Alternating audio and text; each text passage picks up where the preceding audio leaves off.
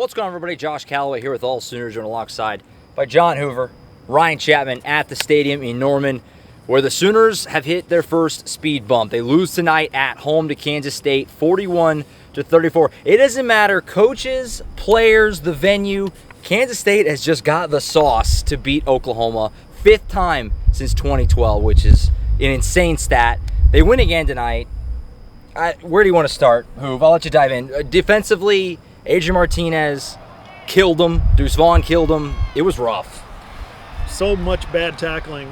Brent Venables, he uttered the words bad tackling, atrocious, horrendous, about 15 times during his post-game press conference. He was extremely disappointed. His team has become a good tackling team. Tonight, looked like 2021, looked like 2020, looked like 2018 at times. And I don't have an answer for what the heck happened other than it's difficult to capture a ghost like Deuce Vaughn. And you could tell Adrian Martinez was playing kind of out of his mind tonight. That might have been one of his best all-time games if you go all the way back to his whole career at Nebraska. 240 yards passing, 150 yards rushing, 5 touchdowns total. So 4 on the ground, 1 through the air. 1 through the air, so just a ridiculous amount of productivity from Adrian Martinez. He was so good tonight. He was so efficient, so good on third down, took care of the football, avoided pressure. When they did generate pressure, he got done with his one read, and he took off immediately. And it was an impressive performance by K-State, and an equally unimpressive performance by Oklahoma's defense. Yeah, new year, same stuff for the OU defense, right? Deuce Vaughn not getting touched 4 or 5 yards past the line of scrimmage. Brent Venables talked about how the run fits were just off all night long. Even when Oklahoma did seem to get a hand on him in the back, Isaiah Coe was the only person on this field who had any interest in tackling Deuce Vaughn. And then the third down issues, 7 of 18. That's the conversions for Kansas State. That was a team that combined on third and fourth downs to go 4 of 20 1 week ago against Tulane. They had 3 third and fourth down conversions combined on the first drive tonight. Oklahoma could not get off the field, fell into a 14-0 hole, and then the offense started to pile on. Miscues, pre-snap penalties, all that. Dylan Gabriel missing crucial passes, including a touchdown to Drake Stoops that surefire would have been a walk-in at the end of the first quarter. Everyone had a little bit of yips this evening here against Kansas State. Yeah, offensively, on paper, it probably doesn't look too bad. If you didn't watch this game, you just go box score, 34 points. Statistically wasn't awful. Eric Gray ran the ball really well. They got a lot of guys caught passes. 550 total yards. Lots of yards. Lots of yards. Got points on the board. Didn't turn it over. But like Ryan said, missed opportunities were everywhere. And they had chances a lot of times to get back and either tie the game or take the lead in the second half.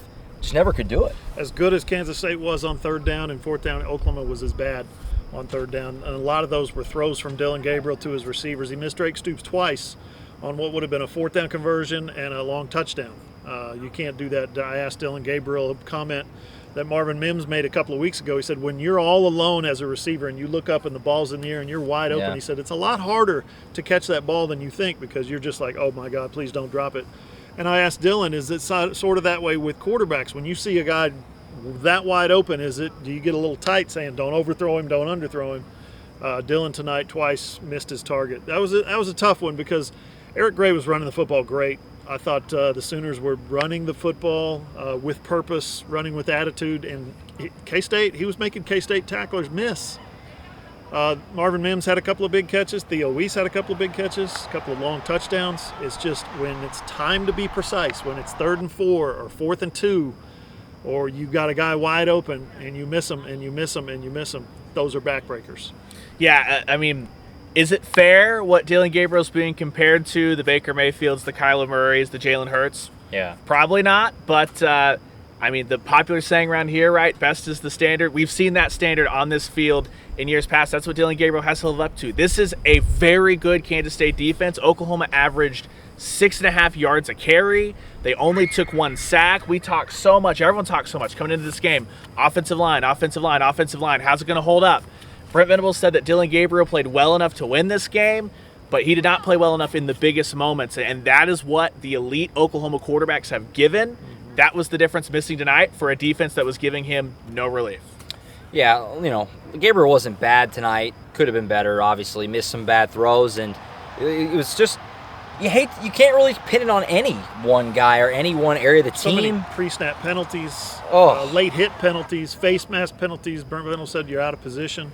Yeah. Total team collapse. On a field goal. Had a false start on a field goal. On a How does field that Back to back. happen? Well, not just the field goal. You had a false start in a 4th and short, Yeah. which Oklahoma wanted to line up, be aggressive. That was on the first drive coming out of halftime. Oklahoma's trying to tie the game back up. You have the false start immediately, then another false start on the field goal. Credit to Zach Schmidt. He was the bright spot, right? He missed the chip shot, and Lincoln came back, nailed 2 40-yarders tonight. When a cookie like special teams was fine until the Malik Knowles kickoff return that took any momentum the Oklahoma defense had from 3 straight stops and totally killed it. It was time after time Oklahoma shot itself in the foot, and Yeah. you're in this conference, the way that every team top to bottom's playing, save maybe West Virginia, you're not going to win a ton of games if you continue to do that. And it's crazy, those penalties. How many did they have against Nebraska? Goose egg false starts in Lincoln last week, which was, we talked about it last week.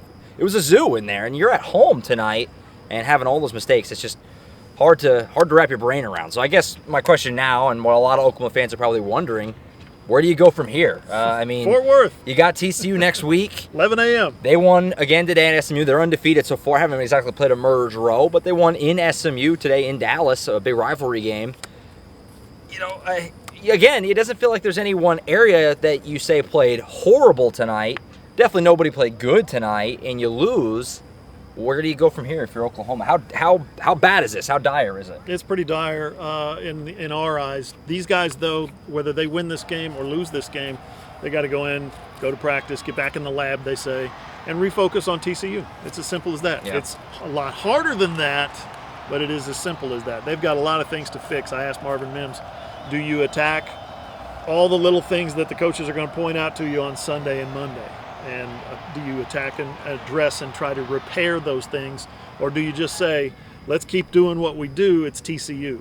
And he said it's kind of a combination of both. You do have to do both. Yeah, it's depends on how optimistic or pessimistic you are, right? A lot of the stuff you saw today, fixable, right? The penalties, stuff like that.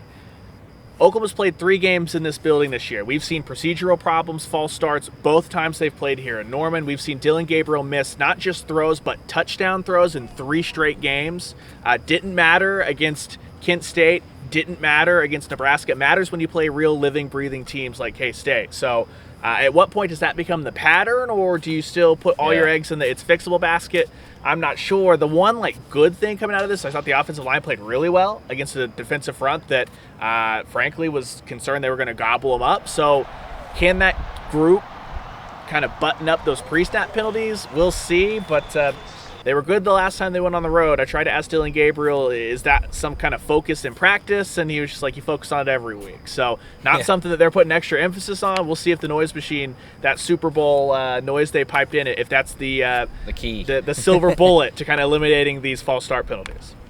Who knows? I'll tell you what, though, Oklahoma, this is a tough one. You have all that momentum off last week. The vibes are as high as possible. I made the joke coming off the field. The hype train, it ran into a wall today as Oklahoma loses to Kansas State.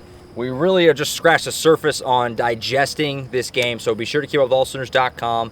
Tons of reaction from Brent Venables, coaches, players. Brent Venables, he didn't pull any punches, like Hoof said earlier. He was very blunt about how he felt the team played today, specifically the defense. So we want to check out all of his comments and get the full reaction from us, and more coming on the podcast that we're going to go record here right now. It's coming down on 1 a.m., so it might be a little delirious, but we're going to be okay. We're going to power through. So there you have it, AllSooners.com.